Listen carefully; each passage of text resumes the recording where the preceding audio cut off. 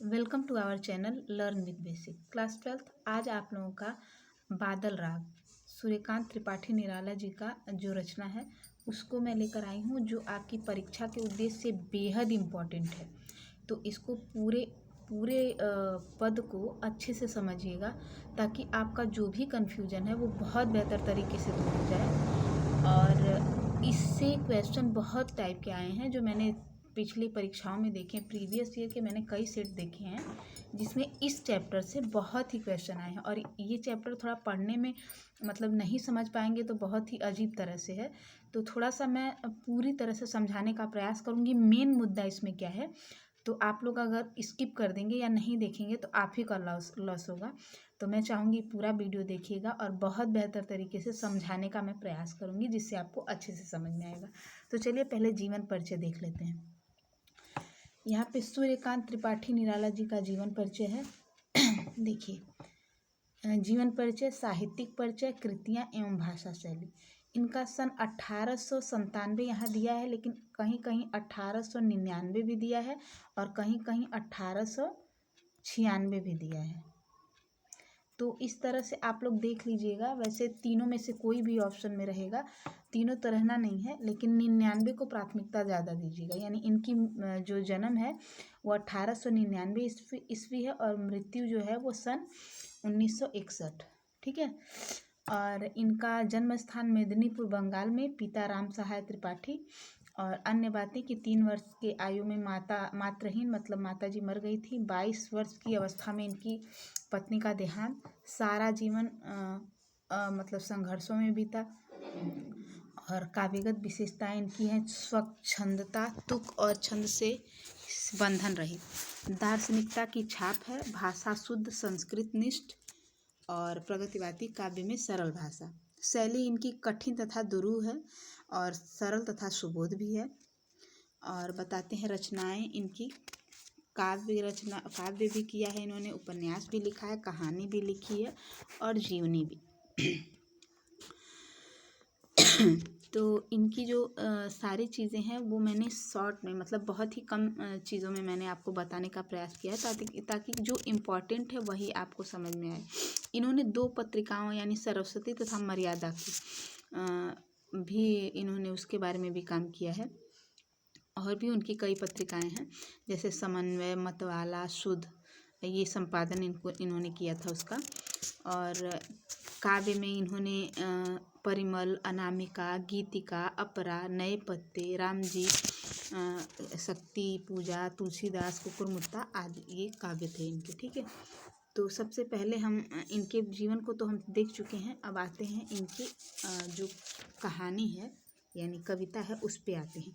देखिए, सबसे पहला काम क्या करिएगा आप कि इस पाठ का भाव समझिएगा कि यहाँ पे मेन बात क्या बता रहे हैं। जो निराला जी हैं उनकी सबसे फेवरेट मतलब अगर टॉपिक बोला जाए तो बादल है। ठीक है। और ये जो आपको ये कविता जो मिली है ये अनामिका जो काव्य संग्रह है उससे है। ठीक, अनामिका, और उसके आधार पे है। तो इसमें इन्होंने ना क्या किया है कि जैसे एक मजदूर वर्ग है और एक उस पे शासन करने वाला यानी पूंजीपति वर्ग है। तो दोनों के चीज़ों को इन्होंने बताया। यानी मजदूर वर्ग जो है वो हमेशा दबाया हुआ रहता है, मतलब दबा हुआ रहता है, वो अपनी चीज़ें खुल के नहीं बता पाता। तो ये बादल से आग्रह करते हैं कि ऐसी क्रांति लाओ, विप्लव मतलब क्रांति होती है, ऐसी क्रांति लाओ कि उन सोए हुए लोगों में मतलब जो अपनी मजबूती को अंदर दबाए हुए हैं, उनकी जो अंदर की जो बहुत ही मतलब तेज है एक तरह से कहा जाए, उसको निकालने का काम करो। यानी उस साधारण व्यक्ति जो है वो पूंजीपतियों के दुख से त्रस्त हुआ है, तो उससे क्रांति के द्वारा ही उससे छुटकारा पाया जा सकता है। तो कवि बादल के माध्यम से संबोधित करते हुए किसान मजदूर को क्रांति द्वारा नव निर्माण के लिए प्रेरित कर रहा है। ठीक है। समाज में वंचित लोग क्रांति के माध्यम से ही अपना पक्ष रखते हैं। अगर हमारा कोई काम नहीं हो रहा है, बहुत रिक्वेस्ट किया जा रहा है, बहुत सोचा समझा जा रहा है, नहीं हो रहा है, तो फिर हमें उग्र रूप धारण करना पड़ता है। तो बादल के द्वारा ही वो उसको मतलब सोचते हैं कि हिम्मत न हारे वो, और उसके आधार पे वो अपना क्रांति रूप लाए और अपने पक्ष को रख सके। ठीक है, तो चलिए हम इतना, मतलब इसका मेन मुद्दा बस यही है कि पूंजीपति और मजदूर वर्ग यानी शोषक और शोषित वर्ग दोनों के बारे में यहाँ बात की गई है। और ये चाहते हैं कि शोषक यानी जो शोषित वर्ग है वो जैसे शासक करने वाले के ऊपर अपनी क्रांति के द्वारा प्रहार करे कि मतलब हम अब बस बहुत हो गया, अब हम बहुत बर्दाश्त कर चुके, अब हमें अपना जीवन जीने का अधिकार है। ठीक है, पहले लोग पूंजीपति लोग होते थे ना, वो बहुत शोषण करते थे मजदूरों का, तो उन्हीं के चंगुल से निकलने के लिए ये बादल के आधार पे मतलब बताना चाहते हैं कि वो लोग अपना पक्ष रखें। तो चलिए, बहुत लंबी वीडियो हो जाएगी, तो मैं सोच रही हूँ कि आप लोगों को समझाते चलती हूँ। तिरती है समीर सागर पर अस्थिर सुख की दुख की छाया, सुख पर दुख की छाया, और जग के दग्ध हृदय पर निर्दय विप्लव की प्लावित माया, यह तेरी रणतरी भरी आकांक्षाओं से। अब यहाँ पे देखिए कवि क्या कहता है। कवि बादल को संबोधित करते हुए कहता है कि हे क्रांति दूत बादल, यानी जो यहाँ पे विप्लव है ये क्रांति का प्रतीक है। यानी जब मैं विप्लव बोलूँ तो आप लोग समझ जाना कि क्रांति की बात हो रही है। तो कवि बादल को संबोधित करते हुए कहता है कि हे क्रांति रूपी बादल, तुम आकाश में ऐसे मंडराते रहते हो जैसे पवन रूपी सागर पर कोई नौका तैर रही हो। अर्थात जब हवा चलती है तो समुद्र में हवा के द्वारा ही उथल पुथल होती है, तो वो उसी की बात कर रहे हैं। यह उसी प्रकार अस्थिर सुख पर दुख की छाया है।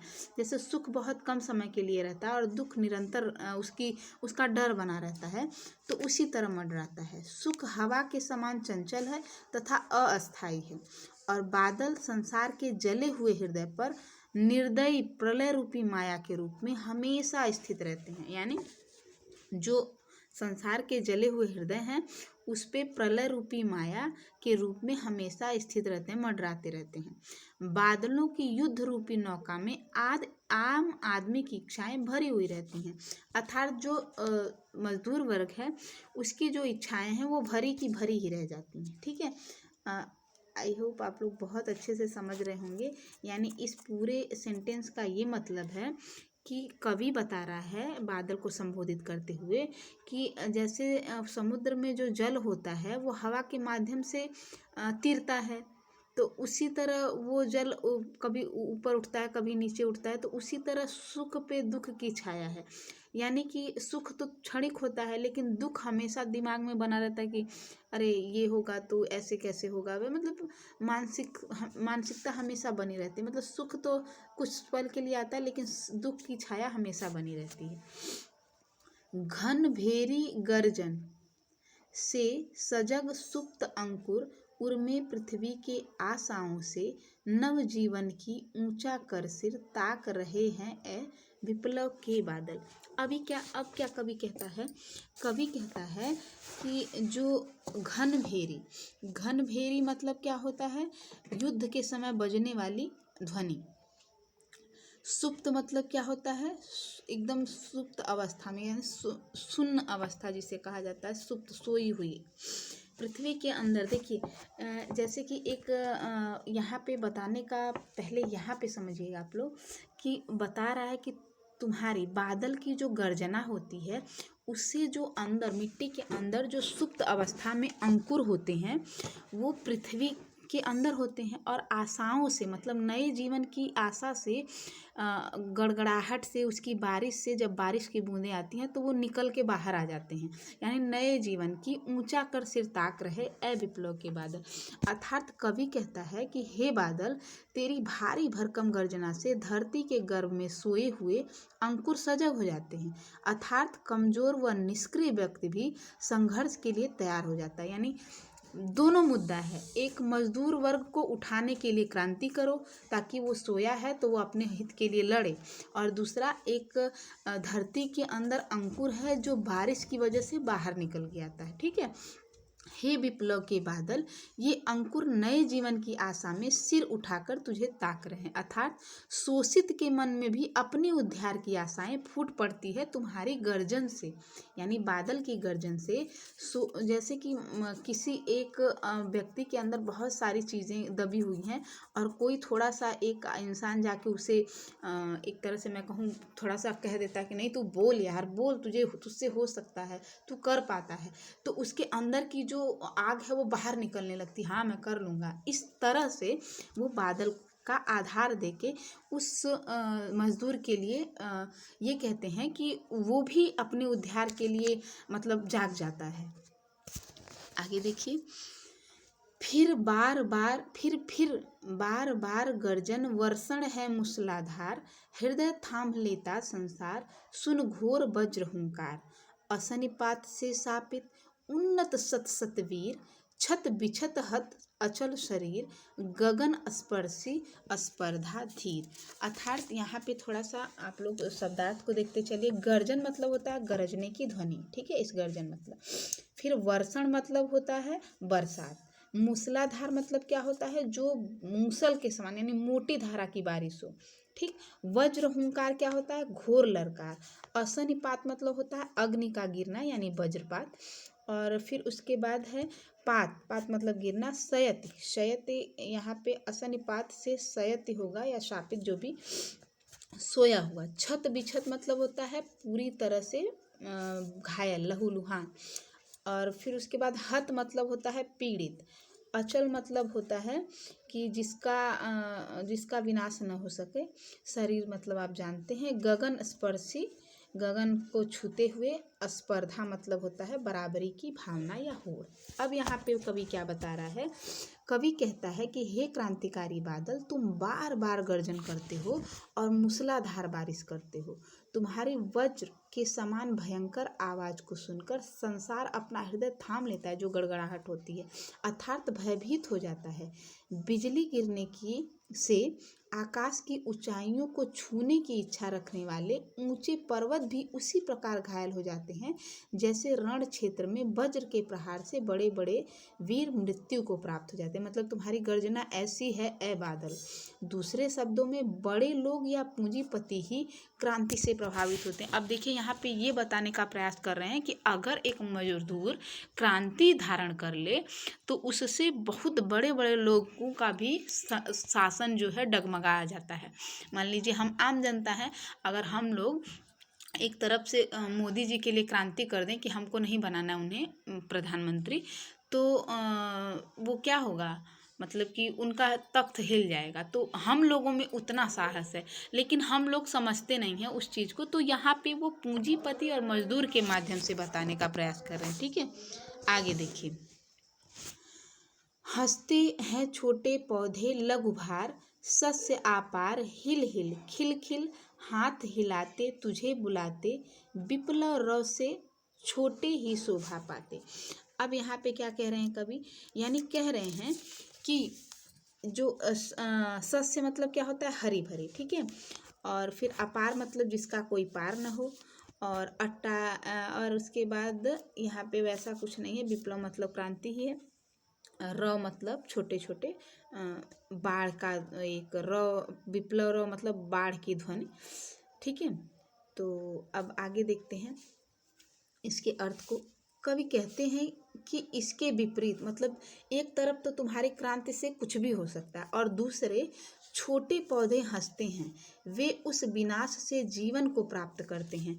अर्थात ये पौधे हिलते हुए प्रसन्न होकर ये हाथ हिलाकर तुझे बुलाते हैं। विनाश के शोर से सदा छोटे प्राणियों को ही मतलब लाभ मिलता है। दूसरे शब्दों में क्रांति से निम्न व दलित वर्ग को अपना अधिकार मिलता है। मतलब अगर हम अपनी अधिकार के लिए हम छोटे लोग बड़े लोगों से वो करें तो हम लोग मिलजुल के उस अधिकार को पाने में सक्षम हो जाते हैं, यानी फायदा हम ही लोगों का होता है, ठीक। ये कहने का प्रयास कर रहे हैं। अट्टालिका नहीं है रे आतंक भवन, सदा पंख पर ही होता है जल विप्लव प्लवन, क्षुद्र प्रफुल्ल जलज से सदा छलकता नीर, रोग शोक में भी हंसता है शैशव का सुकुमार शरीर। अब यहाँ पे देखिए क्या कह रहे हैं कि अट्टालिका नहीं, अट्टालिका मतलब मकान के सबसे ऊपर का कमरा, ठीक है। आतंक भवन मतलब आतंक रूपी भवन। विप्लव र मतलब क्या होता है, बाढ़ की ध्वनि। पंख मतलब कीचड़, और प्लवित मतलब डूबा हुआ, ठीक है। अब यहाँ पे क्या कहते हैं कि कवि कहता है कि पूंजीपति के ऊंचे ऊंचे भवन मात्र भवन नहीं है, अपितु ये गरीबों को आतंकित करने वाले भवन है। मतलब इतने बड़े बड़े वो लोग भवन बनाते हैं कि उस भवन में जाने से ही गरीब डर जाएगा। ये सदैव गरीबों का शोषण करते हैं। वर्षा से जो बाढ़ आती है वह सदा कीचड़ से भरी धरती को ही डुबोती है। भयंकर जल प्लावन सदैव कीचड़ पर ही होता है। यही जल जब कमल की पंखुड़ियां पर पड़ता है तो वह अधिक प्रसन्न हो उठता है। प्रलय से पूंजीपति वर्ग ही प्रभावित होता है। निम्न वर्ग में बच्चे कोमल शरीर के होते हैं तथा रोग व कष्ट की दिशा में भी सदैव मुस्कुराते रहते हैं। अर्थात मतलब जो गरीबों के बच्चे होते हैं उनको कोई मतलब सपोर्ट नहीं होता, कोई बहुत ज़्यादा उनकी सुरक्षा नहीं की जाती। लेकिन बड़े घर के बच्चों को बहुत ही जैसे लगता है कि रुई का वो अंश हूँ या फिर बहुत ही कोमल हो, जैसे छू देने पर भी वो मुरझा जाएंगे, तो उस तरह का केयर होता है। लेकिन गरीब के बच्चे मिट्टी में खेलते रहेंगे, सड़कों पे घूमते रहेंगे, नंगे ठंडी में भी नंगे रहेंगे तो कोई उनको फर्क नहीं पड़ता है। तो ये बताने का प्रयास कर रहा है, यानी यहाँ पर बता रहा है कि पूंजीपति वाले को अगर गरीब चाहे तो उनको हिला सकता है और उसको कोई दिक्कत नहीं होगी गरीब को, और पूंजीपति को मतलब लगेगा। अगला देखिए, रुद्ध कोश है क्षुब्ध तोष है, अंगना अगा सो लिपटे भी, आतंक अंक पर कांप रहे, धनी वज्र गर्जन से बादल, त्रस्त नयन मुख ढाप रहे। अर्थात यहाँ पे जो कवि है वो किस प्रकार बता रहा है कि क्या चीज़ें हैं।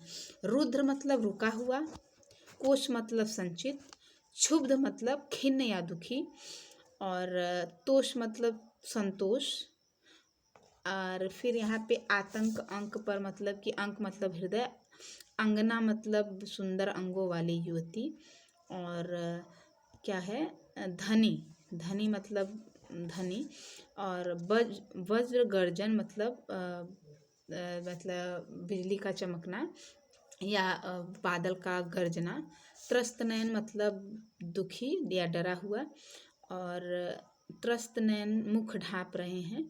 तो त्रस्त मतलब मैंने क्या अभी बताया, डरा हुआ, और इसके बाद मुख ढाप रहे हैं, मुख को ढक रहे हैं।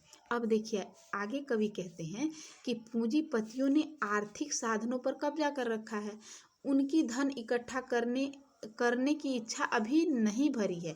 मतलब वो उसी धन पे जो मजदूर वर्ग से की मजदूरी का जो धन है, यानी उनके द्वारा जो खिंचा हुआ धन है या फिर लूटा गया धन है, उस पे वो लोग बैठे हुए हैं, और इतना धन होने पे भी उनको शांति नहीं है। वे अपनी प्रियाओं से लिपटे हुए हैं, फिर भी बादल की गर्जना सुनकर कांप रहे हैं। वे क्रांति की गर्जन सुनकर भय से अपनी आंखें बंद हुए हैं तथा मुंह को छिपाए हुए हैं।